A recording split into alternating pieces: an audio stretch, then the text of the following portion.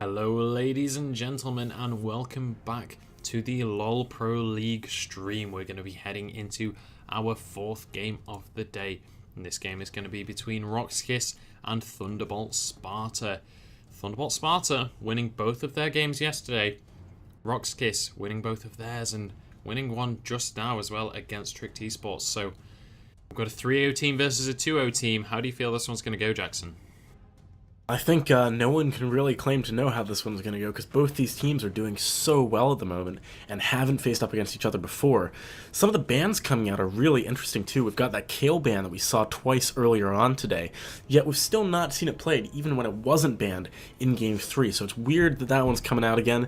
Maybe Shalia or Steve is really good with that champion, and we've got the Jace, Azir, Jarvan, and Gnar bans, all of which are really good bans for the current meta. Yeah, definitely. Pretty standard bans, obviously. That Azir getting banned out against Alexich. We saw him do work with that champion last game, and obviously not something that they want to deal with. We're seeing an Ashe hovered over currently. Wouldn't really expect that to be picked up, but what we've been seeing a lot of is one champion being picked up, maybe a jungle or something like that, and then we see immediately the bot lane picked up for the purple team, and then the bot lane picked up for the blue team straight away. Yeah, there has definitely been a trend where that happens. Unless there's like a really strong meta pick like Gnar available, then that's the first pick normally. It'd be cool to see this Ashe. I really don't think we're going to. What we're likely going to see is, as you say, a jungler or potentially a top laner. Or actually, yeah, did see Lucian makes sense here too. Yeah, Lucian going to be locked in, so picking up the power pick AD carry, would expect Corki to be locked in one of these two, just because you already know what you're against in that lane. They're kind of the two strongest AD carries in the game at the minute anyway, so it's just a fairly safe pick in these two, and it means you're not going to get countered elsewhere. Yeah, Lucian is a very safe AD carry pick. Obviously, he's got a lot of mobility, and he's quite safe in lane, so, it's not one of those picks that, firstly, it doesn't reveal anything about your strategy, because he works in a lot of different strategies. Maybe it reveals that you're not going for a protect the hyper carry comp, because he's not the most of hyper carry of all the AD carries. But in addition to that, it doesn't reveal what sort of lane you're going for, because he can work in both sort of more aggressive lanes, like with a Thresh, or he can work in defensive lanes, like with a Janna, which is what we've been seeing a lot of. And yeah, it's just a nice all-round pick that doesn't reveal anything. Now if we look over towards TBS, we've got Steve picking up that Irelia for the top lane, and there's going to be a Thresh locked in for Lunit.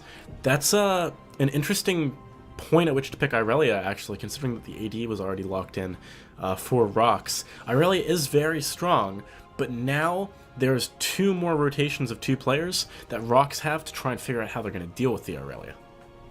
Yeah, we'll have to see, and looks like they're going to lock in the Xerath mid lane, and Dimashka going to be playing that Elise in the jungle. We saw that last game, worked out very well for him, went 0-0-10 on that champion. We'll see if he can pull out a similar score in this game. Yeah, last game, just like a really nice job on that. Lissandra being instant locked for Sparta there, that's an interesting decision, considering that Lissandra against Xerath is not a particularly great lane for Lissandra. Alexich on that Xerath pick can outrange her by quite a lot, keep putting down damage. The advantage of Lissandra is that early on, she does clear waves slightly faster, and in addition to that, she has a little bit more bursty teamfight utility, and she's got that Zanya's capability, which is very strong. So it's an interesting pickup. It's not the best lane for her. We'll have to see how she can do there. Yeah, I mean, both of these champions, a lot of poke, a lot of wave clear, but I really feel Xerath does have a slight edge during the lane phase, but now we're going to see the Corki locked in as well, as I was talking about earlier. So by the looks of things, we may well see Lucian Janna versus Thresh Corki again. We saw this a couple of games ago in our game with Hard Random versus Aces High, and the Lucian Janna won out on that one. Yeah, Lucian Janna seems like the strongest lane so far of the group stages of this tournament. It has been dominating every game we've seen it in pretty much, and that's partially due to the fact that they can just change up how they're playing the lane at the drop of a hat. You can be very defensive, just try and get harassment in with your piercing lights, and then, if you get engaged on Eye of the Storm, Howling Gale, back out. Or you can try and swap it around, run in with the Zephyr, put the Eye of the Storm onto Lucian for some more damage, and just go all out. So it's one of those lanes where you never know exactly what to expect. Oh, and interestingly, we're going to see a Shen locked in as well for RoX.KIS. Obviously going to be trading that up to Fariz, but not a champion that we see very often. Has been picked up a little bit more recently since the new patch has come in. I'm interested to see how this does, and I mean, Lunette got 1 second to pick. Gonna see Shen versus Shyvana. Is this Season 3, ladies and gentlemen? Well, I mean, the Shyvana is going to be in the jungle here, which, I mean, I'm assuming the Shen is going to be in top lane with the Elise in the jungle. But the Shyvana jungle, I mean, picking this against Alex H is a little bit BM in my opinion. His team was the one that innovated it in the first place. But people... We've hardly seen any of the counter jungling item, and if anyone could make that work, it's a Shyvana jungle pickup. I really like this. This is going to be a crazy game. There's a lot of weird compositions here. Yeah, going to be interested to see how this one pans out. I mean, Shyvana going to do fairly well in this new jungle, just because, as you say, the sheer clears she has, she's going to be able to get through the jungle very quickly. Would expect her to pick up the Trailblazer item as well, so she can just smite the caps and get that burnout rolling, just clear those quickly. And again, similar thing in the mid lane. We're just going to see a lot of wave clear coming out from these two. I don't know if we're really going to see much action in that mid lane, but I mean, across the board, aside from the bot lane, I'm not sure if we'll really see much action anywhere, aside from Elise maybe going for ganks a lot. Yeah, I mean, top lane, Irelia definitely has kill potential on Shen, but past a certain point, if Shen's building correctly, he's going to get so tanky that it's kind of a large time sink for Irelia to actually commit to that. And at that point, she's got to worry that she's being baited in, so you got to be really careful not to get baited into a situation like that where the Shen can turn around with a taunt on you plus the jungler and pick up that kill. We'll have to see if that does happen. Obviously, with an Elise on his side, there is a likely option for them to go for. Obviously, the cocoon, along with the damage that you have when you're in human form, you have that ability that's based off current HP, and then no, sorry, other way around. You have an ability based off max HP, and then when you go spider form, you have an execute that's based on their current HP. So we'll have to see if they're going to be able to get anything off of this one. Alexic, as I said before, going to be on that Xerath. I'm interested to see how well he does on this champion. Obviously, a lot of space for players there. You can use that right of the arcane to snipe people out from a long distance away. We'll have to see if he's able to get anything with that one. Yeah, and actually one thing that you sort of reminded me of that we hadn't talked about regarding Elise yet is one of the reasons she's really good in the new jungle is that her damage to camps hasn't gone down by that much because primarily her damage comes from 2 percentage-based damage abilities, her Q in both forms. She can clear the jungle really quickly, or at the very least, the big creep in each camp really quickly, because she does so much damage based off of the percentage of health they have left. See how that pans out for them. We're going to be hitting the rift though. We'll do a quick introduction of the players for anyone who has just joined us.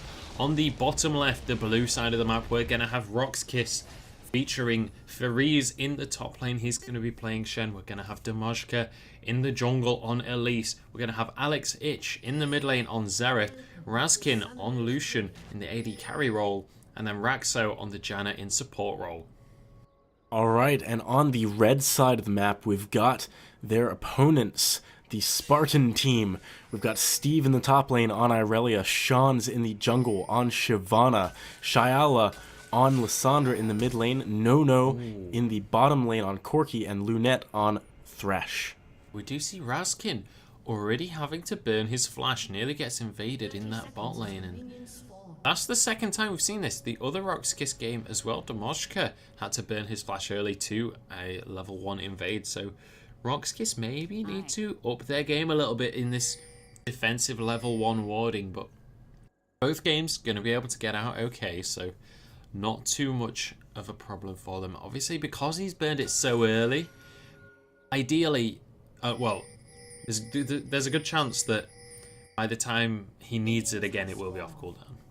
Yeah, I mean, Flash is a 5-minute cooldown, barring any, utility masteries that actually reduce that. So hopefully he will have it back around the point in time where Nono and Lune are thinking of actually going in for that all-in. And it looks like they're going for a lane swap too. That's actually really smart. I doubt this was a reaction to the fact that he had to burn Flash, but it is good that he is going to this 2 versus 1 without the Flash rather than the 2 versus 2, especially against Corki Thresh that has a decent potential to all-in you early. Yeah, we'll have to see how that pans out for them. I mean, who do you feel has the bigger advantage in this lane swap? Obviously, Shen versus Thresh Corki, or Irelia versus Janalucia. Well, Irelia is going to have the harder time when it comes to CSing, although her CS under tower is quite good with that Blade Surge ability. However, with that ability to throw your dagger out on Shen to get some last hits, that is going to give him a little bit better farming from range. However, Corki and Thresh could go in on him a lot better than Janalucian can go in on Irelia. So there's advantages and disadvantages to both. Overall, it depends on what the objective of the lane swap is, right?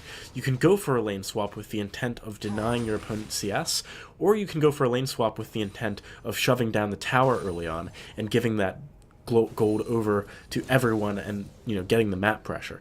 So it really depends on what RoX.KIS are trying to achieve with this. I think if they're trying to push, they are at an advantage here. Yeah, we'll have to see if they're going to be able to pull that off. Obviously, we saw this last game, the Corki just going to be solo farming in that bottom lane. The support is going to be heading up towards this top lane. We're going to see Irelia and Thresh versus Lucian Janna.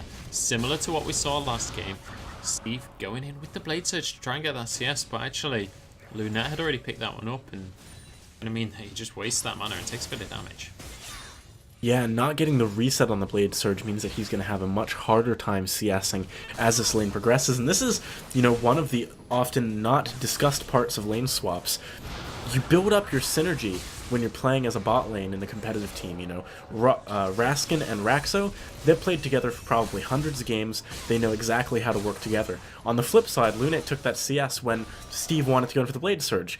They haven't played together as much. It's not a situation where they know how to read what each other wants to do, and that could be very bad for them in a 2 versus 2 fight.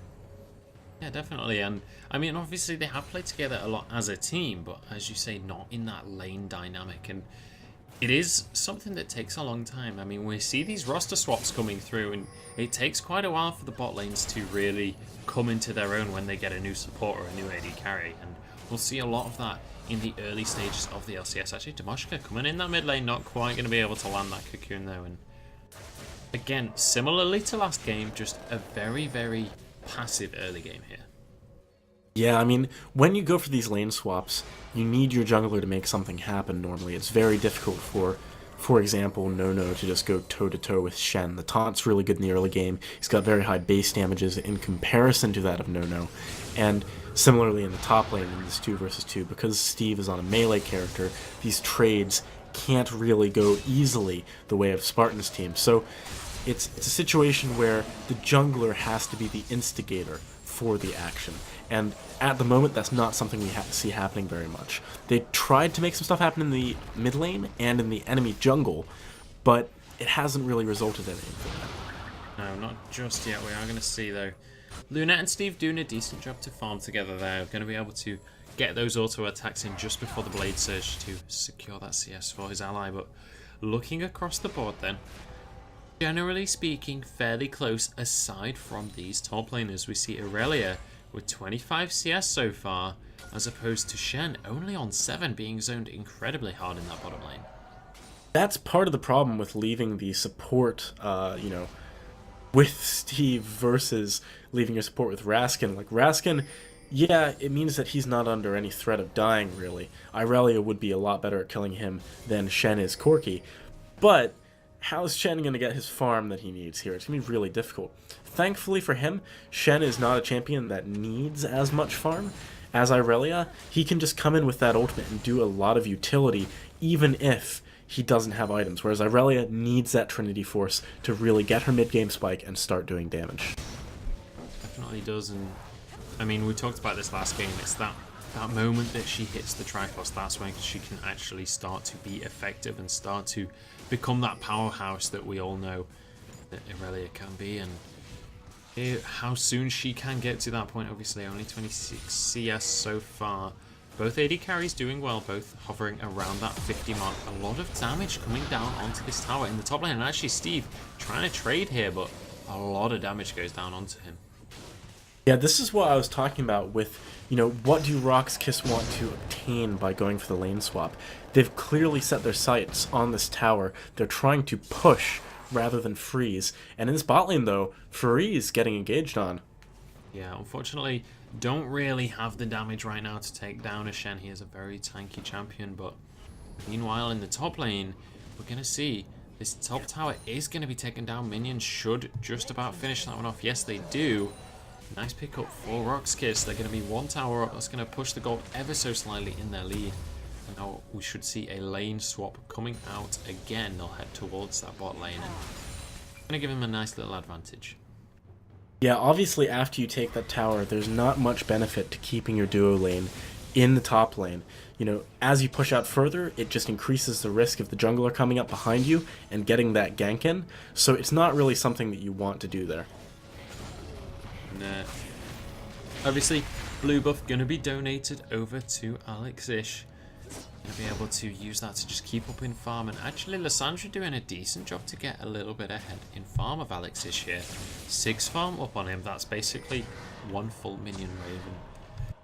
And RoX.KIS obviously not having as easy of a time as we thought he might have on that Xerath. Going to be taking decent amount of poke damage, and Lissandra is able to just shove out these waves very quickly, but Lissandra going to use the Glacial Tomb onto RoX.KIS. He uses the heal though now. Damashka going to come in. That's going to be the right of the Arcane. The Cocoon just misses a nice flash, but now Sean's is coming in. RoX.KIS in a lot of trouble. He's going to go down. Burnout finishing that one off. That's first blood coming over to Sean's, and he is not afraid to start fighting Damashka as well. Damashka has to back away from that one, and a nice first blood for TBS.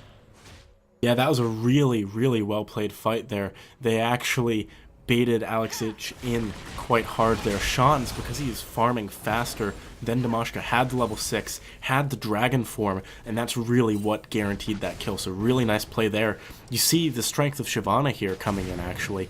The ability to clear that jungle so fast means that nice little sidestep there from Raskin. Going to be able to trade a lot of damage down onto Luna, and No, able to just completely dodge out the CC there, using the Relentless Pursuit aggressively, but then getting away with it anyway. Nice play from him.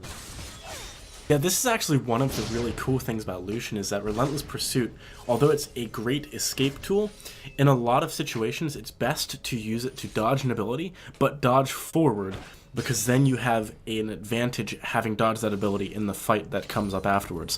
Especially in a lane when you're with Janna, it means, you know, he's not going to take that much damage in a straight up trade so long as he dodges some important spells, which he did there. Really nice Relentless Pursuit and great play coming out of the bot lane of RoX.KIS.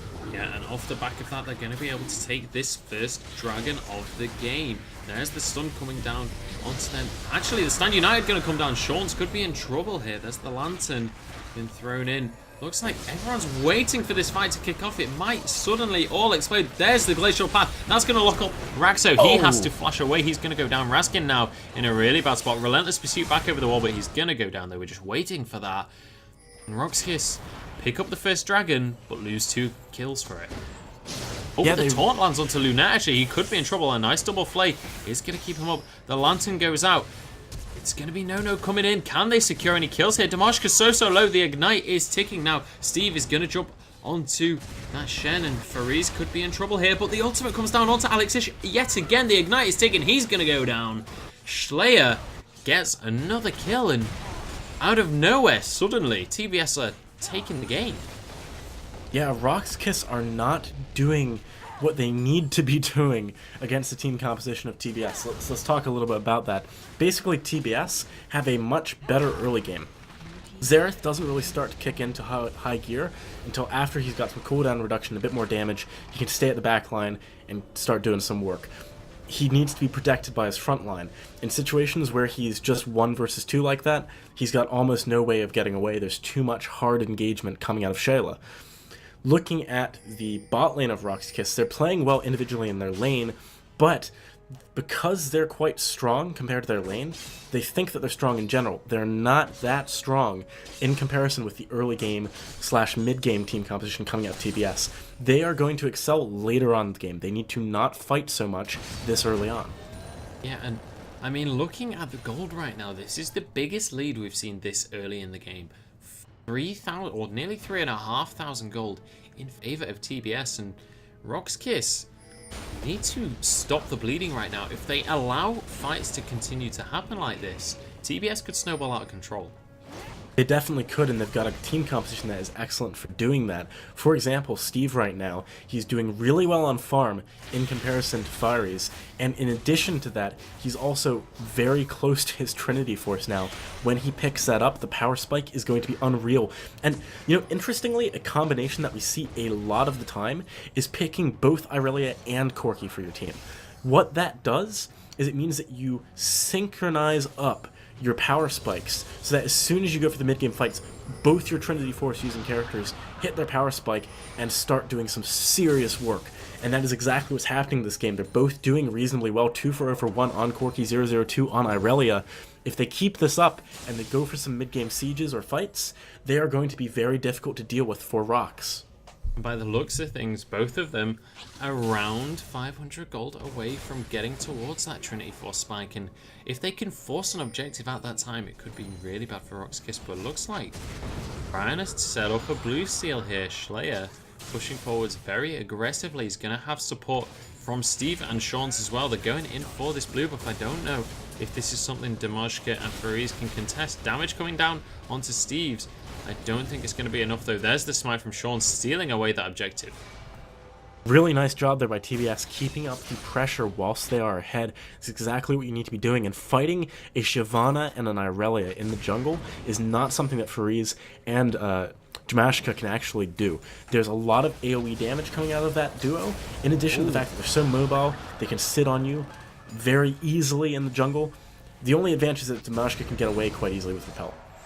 Really good trade there from Razkin, but a nice call to just back away. They saw that Schlayer was on the way down. Alexish called that out nicely, and that's going to mean that they don't go too aggressive. But Lunette now going to be the target of the piercing light, but Raxo takes so much damage. The ignite is ticking. Is it going to be enough? The right of the arcane comes down, though. It's not quite going to land on anyone, though. And again, these fights keep on happening, and barely anyone going down from them.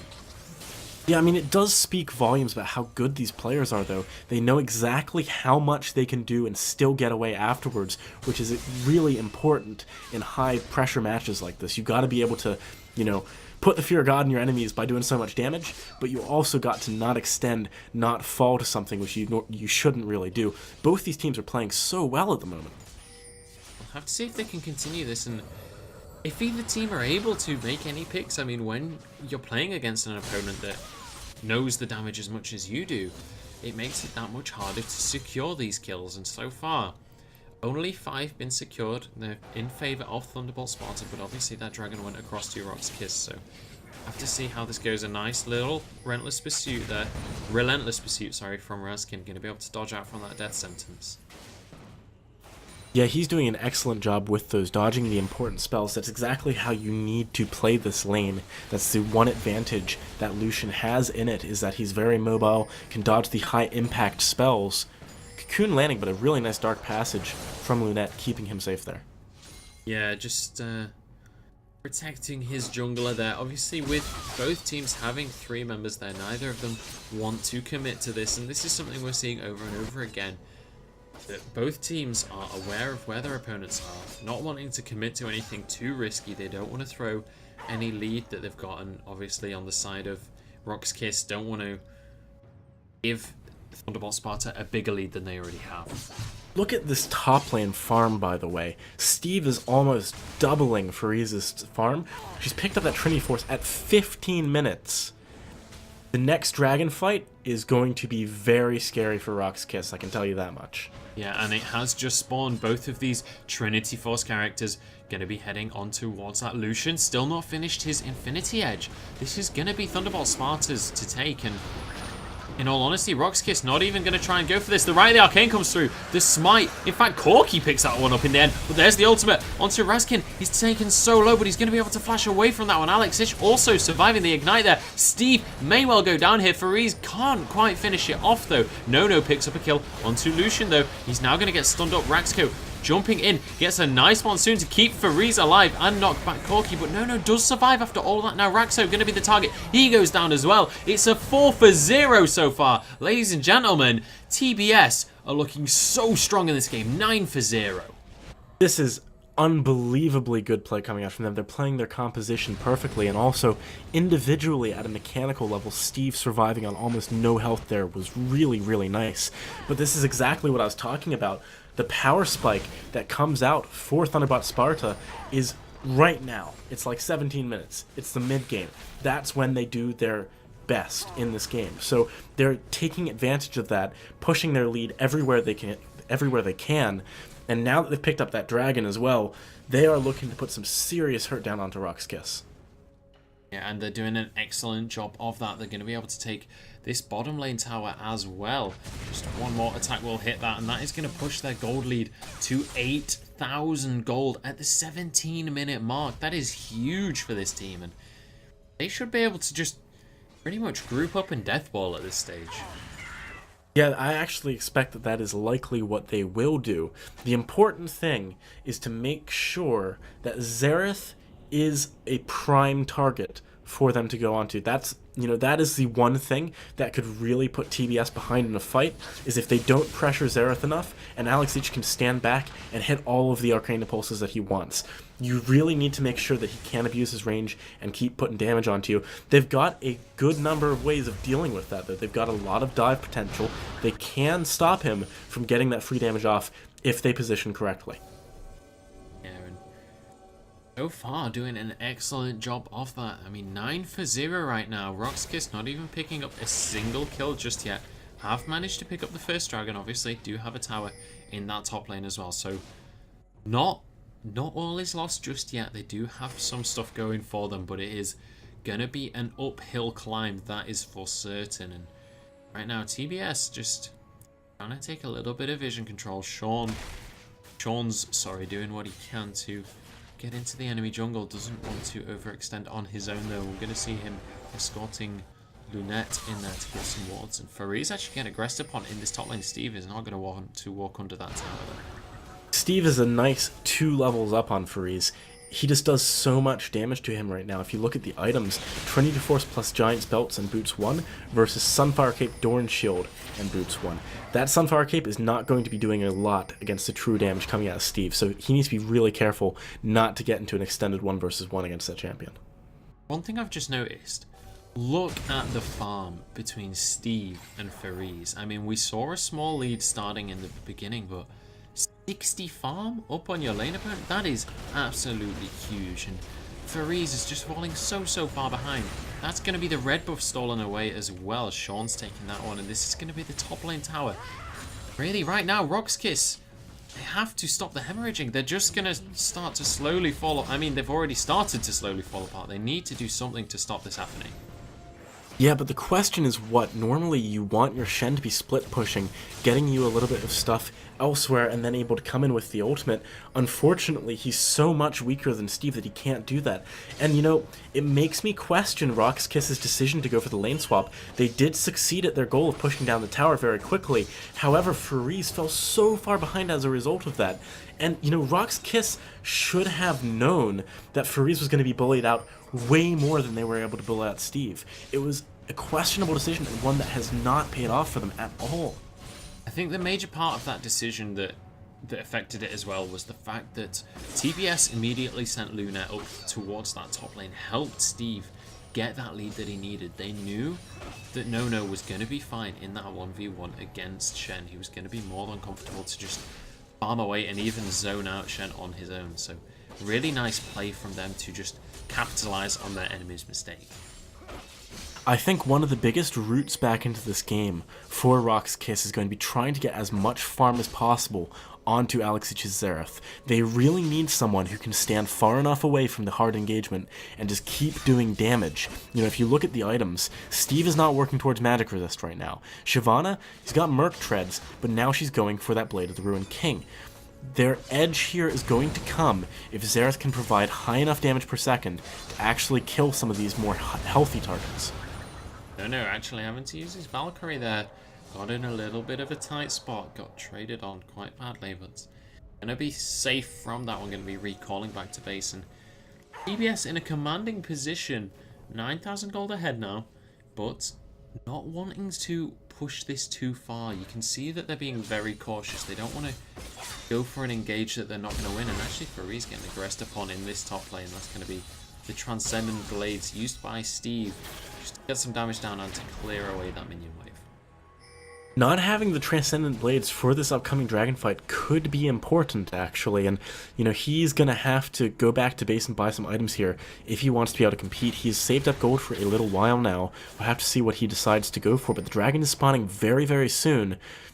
You know, can RoX.KIS stop this from going down? Well, we're gonna see Razkin engaged upon, but a nice Stand United is going to completely deter that engage. The ultimate has been used though, right at the arcane is now down for Alexish. With that, with two major ultimates down, I really don't feel like they can contest this. TBS going to kite back until Aurelia arrives, but I feel like this is going to be their fight. Lunette trying to land the death sentence, just misses out though. RoX.KIS pushing in towards this dragon. Faree's going to get caught out by that play. Lunette just waiting for his death sentence to come up again. TBS rotating away from the dragon, in fact. Yeah, the problem is that Sean's has actually been chunked quite a lot and doesn't have that much health or resistances right now. He's not very tanky. And actually, this is a really cool rotation. It looks like they're trying to pincer around the other side of RoX. Yeah, the dragon's just... everyone's dancing around this right now.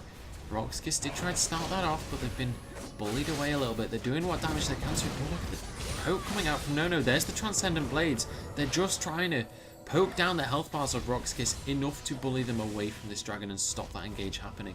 In the meantime, we have Schleyer hovering around this mid lane. He wants to try and push that tower, but can't afford to just leave his team like this. And now we see Faree's did head back to base, but he's going to teleport straight back in. And in the meantime, Schleyer was able to take out this mid lane tower. And RoX.KIS not able to capitalize on that by taking the dragon. Really good job by TBS to just play this rotational game. Yeah, it's really interesting actually. If you look at the engagement potential on RoX.KIS, it's not that high, whereas TBS have been the ones that have been engaging for the rest of this game. However, when TBS found themselves in the situation where they couldn't engage, they just abused the fact that, you know, RoX.KIS's team comp isn't good at that, and kited around while Schleyer took the mid tower. Really nice play there, and taking advantage of the enemy's weaknesses. Mashka positioning like he wants to try and steal away this dragon right now. That's going to be the death sentence. Does Lando. The box is going to be around him as well. He flashes and gets the steal though. He sacrifices his life. But that is going to be huge for RoX.KIS. They needed something like that to happen. Yeah, they definitely did need that. The pushing power will make it so that they can shove the waves out that are crashing into their towers much quicker. If you look at the amount of towers that have fallen, they're 4 down. They need to be able to do that. So really nice pickup there. And actually, this has given them a lot of breathing room. TBS don't have an easy target for the rest of their aggression until the next dragon spawns. Yeah, and I mean, with that extra 50... oh, actually, Razkin could be in trouble here. The damage coming out from Corki is huge, but there's the exhaust. Managing to dodge... oh, beautiful snipe by No. Gets the big rocket across onto Razkin and just manages to dodge out any damage as well, using the Valkyrie to dodge the Howling Gale there. The best thing about that rocket was that he actually waited until just the second that exhaust timed out so he wouldn't get any damage reduction on it. Really, really solid snipe there. And now the Baron actually getting started out immediately after that pick for TBS. Can they get this? No one is nearby for RoX.KIS, and they don't even have vision. Look at Schleyer right now. He's 2 levels ahead of anyone else in the game. The only other one who's actually 14 now is No, who's been farming out that bot lane. Able to just take this Baron, so quickly. And I mean, RoX.KIS didn't even know that was happening until it was too late. And this is really just starting to get out of control. 13,000 gold now the lead has snowballed to, and with the Baron buff, they're looking incredibly strong. Yeah, this push is going to be very, very scary for RoX.KIS. Obviously, TBS still has a few members they need to go back. They do have the enhanced Baron recall, as it is patch 4.20, so they're going to go back in 4 seconds rather than the extended period of time. But, you know, it's going to be so difficult for RoX.KIS to defend this against the Baron buff minions. Anyone who doesn't know, in 4.20, you know, your Baron buff minions get a lot stronger. The range of the range minions increases. The cannon minions can actually hit your tower from out of range of it. It's insane. You have to move outside range of your tower if you actually want to stop the push. Yeah, oh, actually, Lunette getting caught up here. There's the Howling Gale going to follow up. And actually, the Death Sentence comes out back again. Not much follow-up, though. Lunette is going to go down. A nice culling from Raskin. Going to pick that one up. Nice little catch from RoX.KIS. Able to punish their opponents for not playing as diligently as they should be. But I'm not sure if that's really enough to get them back in the game. They need to try and force something maybe while there's only 4 members of TBS up. But TBS is so strong right now. Yeah, I mean, that kill, obviously it's just one kill, it's just on the support. But if you look at it from the perspective of RoX.KIS, it's your only kill. That's got to be very big for your morale. No needs to be careful here, though. Damashka's waiting in the wings.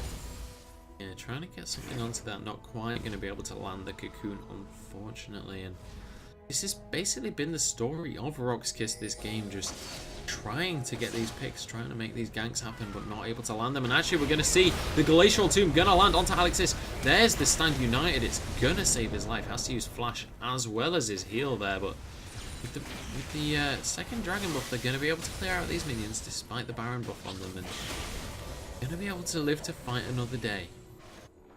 But all the meanwhile, Steve and Nono are doing a great job of pushing down the side lanes, and this 1-3-1 strategy coming out of TBS is really solid when they've got this Baron buff. It means you get Baron buff minions in all lanes. You can maximize the efficiency of getting that, and actually, you know, it's so hard for RoX.KIS to engage on any of the lanes. Raskin gets absolutely burst down. That's going to be Slayer coming in. Has the repel, but there's no minions to go to. He gets ignited. That's going to be him going down. Double kill comes across onto Slayer. And now they're going to be able to push down towards this bot lane inhibitor tower. They have the siege minion there. It's got the Baron buff. It's going to be able to push away. And in the meantime, Lunette, Shawns, and Steve pushing away in this top lane. What can RoX.KIS do right now to stop the bleeding? They really need to find a kill on someone like they did on Lunette in the mid lane. The problem is Nono going so aggressive, gets caught up though. The exhaust is going to negate that. Right, the Arcane comes through. Can he land the third shot? Yes, he can. Actually, Fariz picking that kill up. Second kill of the game finally coming in for RoX.KIS, but this is going to be a top lane inhibitor going down. Not a good trade for them at all, having to dedicate so much to just deal with 2 members in the bot lane, and now Slayer has stayed there. He's pushing towards this bot lane inhibitor. If he can get this as well, this is awful for RoX.KIS. He's not quite going to be able to take that objective, but he took 2/3 of its HP, and with that top lane inhibitor down... Oh, actually, he's going back in. That's going to be Raskin going down. Beautiful pick off there by Slayer. He is going to get caught for this. I don't know if he'll be able to get away. Damashka doesn't have very much damage. He's got the Baroned up minions to help him. The teleport is going to come through. Is he going to go down? Yes, he is. Damashka picks that one up with the flash Q. Teleport is cancelled. yeah, that was a crazy fight. Nono at the beginning there went way too deep to try and pick up a kill. As a result of that, they probably didn't get as much as they could have. TBS, if they had played a little bit more diligently, a little bit more safely, might have been able to take both of those inhibitors. But regardless of that, it's got to be a result that they're happy with. Steve burning half of his TP cooldown is not good, though. That's a very important ability if they want to keep up the split pushing that they've been going for, especially against a Shen. So, Dragon up very soon, though. I can't imagine that RoX.KIS can properly contest this with the top lane inhibitor being down. Obviously, that's the furthest away from Dragon. Very difficult to deal with both. Yeah, they have done a good job of pushing those minions out, though. Stand United will be up very shortly. Basically, this Dragon needs to be taken instantly by TBS if they don't want their opponents to contest this, and looks like that is exactly what they're going to be doing. RoX.KIS deciding that this is not a fight that they want to even try for right now. Sean's going to be able to smite that one away. That's going to give them the pushing power. 2 dragons each right now. RoX.KIS is just slowly but surely slipping away from them. 15,000 gold difference right now, and I mean, I don't really know what RoX.KIS can do to get back into this game. They need some miracle team fights. They really, really do, and, you know, I gotta commend them for some of the stuff they're trying. For example, going for that Aegis of the Legion pickup on Dimashka is really good, considering how much damage Shlaya is doing right now. But on the flip side, look at how much damage Shlaya is doing right now compared to Alex H. Look at the items. That difference is insane. How are you meant to actually kill anyone when Alex H is just scratching people in comparison to Shayla? It's gonna be so hard. Culling doing a good job of stopping the siege a little bit, but I can't imagine this inhibitor is going to live for too long. Now we'll have to see how this siege continues. Obviously they don't have the Baron buff anymore, but this wave is starting to build up in the top lane. We can see the Glacial Path doesn't follow in on it, but it zones out their opponent slightly. The Lantern used there just for the shield, trying to land the death sentence, but they're not quite able to force this engage just yet. All they need to do though is just wait for that top lane to push itself. The second that starts to get into the base, they're going to have to back away and defend that, and that's when they can take this bottom inhibitor. Yeah, and also Baron is up really soon, so that could be the place they decide to go next if they can't crack the defenses in this bot lane. In fact, at this point, it would make a lot of sense. Alex H is doing a decent job of landing all of his poke as TBS try to come in to hit the inhibitor, so going for that Baron might not be a bad call. The minions have just hit the base, so someone's going to have to go and deal with that very soon. Yeah, Shen has been the one to go up there, but obviously with the stand united, that's not too big of an issue for RoX.KIS. He's going to be able to teleport into the fight. Lunette getting caught by Boon there, going to take a little bit of damage. This inhibitor has taken a small amount of damage, but not massive amounts. And actually Lunette, the right of the arcane, but it's not going to land. He's going to be able to survive that one. Did have the shield as well from his Heart of the Mountain, but the health bars for TBS starting to get low. This could actually be a good fight for RoX.KIS. The death sentence is going to land onto Shen. That's going to be Steve flashing forwards now. Sean's on this front line onto Dimashka. There's a nice monsoon splitting up the TBS team, but he gets burst down. Sean's pushed into the front line, but he's more than happy to be there, and that's the inhibitor taken. They just take one kill as well with it, and not a single casualty for TBS as they rotate towards this mid lane. Yeah, I mean, there's not really enough damage. Goes down actually. He goes too deep, gets burst down, and now Fariz using the stand united. It's not going to be enough though. Steve manages to pick up the counter kill, so both mid laners going down there. And they're going to have to back away. TBS trying to get away from this one. The cocoon is going to be available. Lands onto Lunette.